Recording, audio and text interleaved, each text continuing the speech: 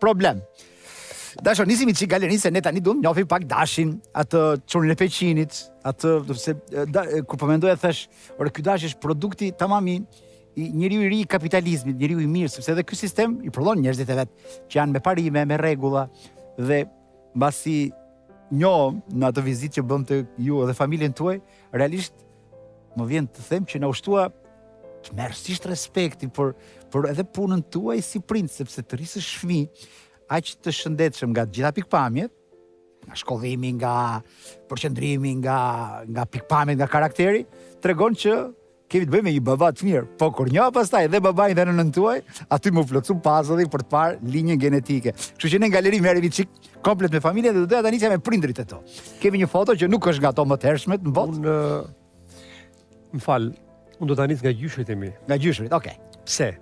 Sepse prindrit e mi janë, po themi, produkti gjyshrave të mi, të cilët nuk kanë patur fatin, sidomos gjyshin nga babai, të cilët i kam njohur më gjatë, ndërsa nga nëna gjyshin e kam njohur më gjatë deri tani në fund.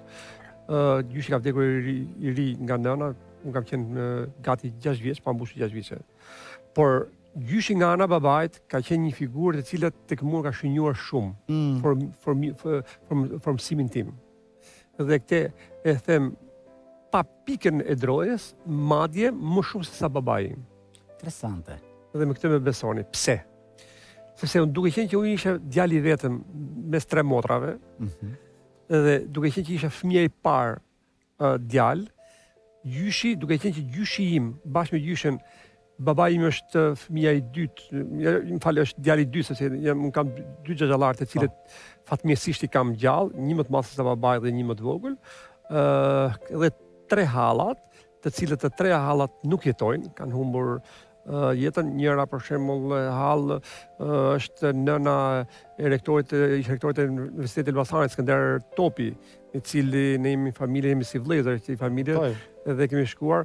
Gjyshi im ka një histori shumë të bukur, të cilët edhe një histori gati janë të dyja të vuajtura, por janë histori të cilët ka treguar karakterin dhe burrinë se çfarë kishte në ato vite familja.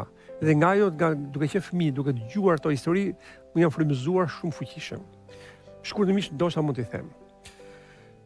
Gjyshi im ka patur në vitet e luftës, duke qenë që gjysha ime kishte vetëm një vëlla të vogël, në mos gaboj diku tek 15 vjeç në atë kohë, ishte vrarë jati i gjyshës sime nga gjermanët në atë kohë dhe ngel jetim i vllai dhe e merr të vllain gjyshi im, kunatin, e merr gjyshi im në shtëpi.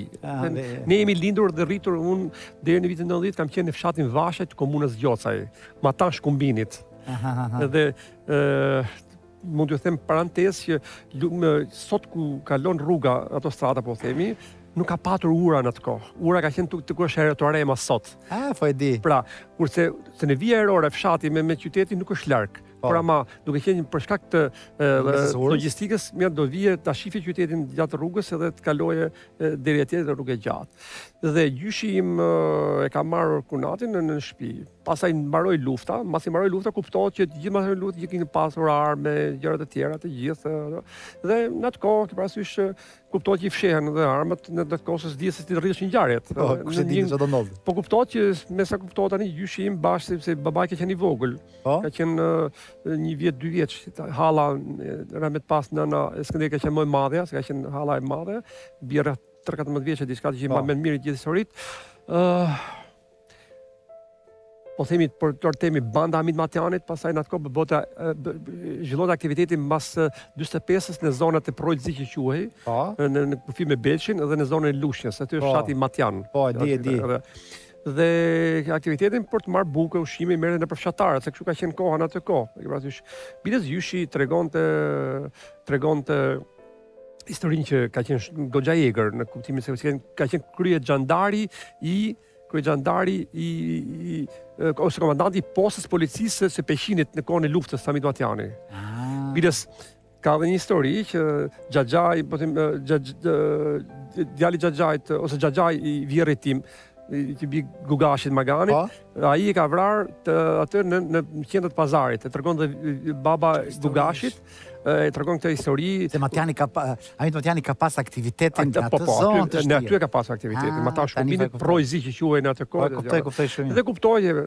Tani kuptohet që forcat e sigurimit, pushteti në atë kohë kishin intensifikuar luftën, gjithçka për ta kapur gjë, dhe një ndër personat që mund të ketë kontribuar, nuk e di në saktë, por gjysh se ka treguar kur, që mund të ketë dhënë në ushqim atë diçka tjetër, i ka qenë një ndër fshatarët e gjyshim, dhe arriti që të rekrutojë sigurimi edhe Kunatin, që ishte më i vogël, që gjyshi e mori, e rriti, po themi, e martoi, dhe marrin gjyshin tani, arrestojnë gjyshin dhe ja varin sigurimi, sepse kuptohet ndërmjet Kunatit që tregoi vendit ku ishte fshehur armë, sepse vërtetonin gjë tjetër, po e morën si dhe gjyqi ka mbajtur nga fshati Vashaj deri në Peqin, ka mbajtur në kurris të gjithë armët që kishte fshehur në atë kohë, dhe ka burgosur edhe gjërat. Tani nuk po hyj më tej sepse më ka treguar gjyqi se si është lëruar duke paguar Napoleon e Floriri, gjëra në kohë kështu ishin, s'mund të them më detaje më shumë në atë kohë që ta shoh. Dhe nga ajo ditë deri në vitin 87, më ka vdekur gjyshi im, unë kam qenë vit parë gjimnaz, vit parë në Universitet të Tiranë, gjysha ime nuk e ka takuar kur vëllain, që bie mbi 40 vite, gati, 20-21 vit, diçka të tillë. Dhe gjyshi im ka vdekur në 87-ën dhe nga ajo kohë pastaj ka filluar që gjyshja të belbezonte të thoshte për vllain e vet. Sepse nuk e përmendte më përpara. Pavarësisht që ne e dinim nga për shumë pak fjalë, dhe unë nuk e di. Dhe gjyshi ka kërkuar babës tim, sepse thash gjyshi dhe gjyshi ka jetuar bashkë me babën tim, pavarësisht që i dytë se kështu ishin, Xhaja Ikon Elbasan ishte me metalurgji, Xhaja Math ishte tjetër. Dhe i kërkon që të takojë një herë vllain përpara se të vdiste. Dhe unë ka marrë nga fakulteti në shtëpi dhe aty është mbledhur Xhaja Math bashkë me babën tim dhe i kanë thënë nonës ime, gjyshës time, që baba nuk na ka lënë gjë amanet, që mos ta takosh vëllain. Por ne do bëjmë një gjë, duke qenë që daje ne se kemi njohur, se kemi takuar ndonjëherë, në shtëpi tonë këtu nuk do të vi, sepse i bie që për efektin e gjyshit, por kam qenë unë njeriu te cili e kam marrë gjyshën, e kam dërguar në Peqin, kupton, në një kafshë të shtëpiaka që kam, sepse me zora ecë shkreta, dhe kur kam parë Edmanushi, gjyshën time, bashkë me vllain e vet që vetëm qanin, dhe shikonin njëri tjetrin vetëm qanin. Që histori.